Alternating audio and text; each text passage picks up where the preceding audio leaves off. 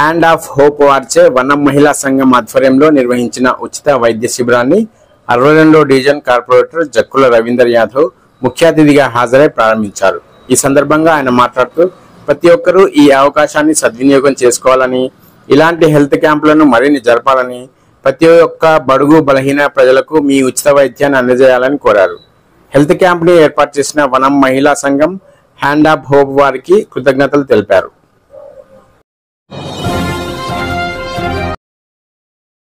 కాజీపేట్ సోమిడిలోని ప్రభుత్వ ఉన్నత పాఠశాలలో నిర్వహించిన డ్రగ్స్ నిర్మూలన అవగాహన సదస్సులో 62వ డివిజన్ కార్పొరేటర్ జక్కుల రవీందర్ యాదవ్ ముఖ్య అతిథిగా హాజరై మాట్లాడుతూ విద్యార్థుల భవిష్యత్తు దృష్ట్యా డ్రగ్స్ నిర్మూలనకు ప్రతి ఒక్కరూ సహకరించాలని కోరారు. విద్యార్థులు డ్రగ్స్ బారిన పడకుండా ఖాళీ సమయంలో క్రీడలు, ఖోఖో, వాలీబాల్, బ్యాడ్మింటన్ లాంటివి ఆడాలని, నేటి విద్యార్థులే రేపటి పౌరులు అని తెలిపారు.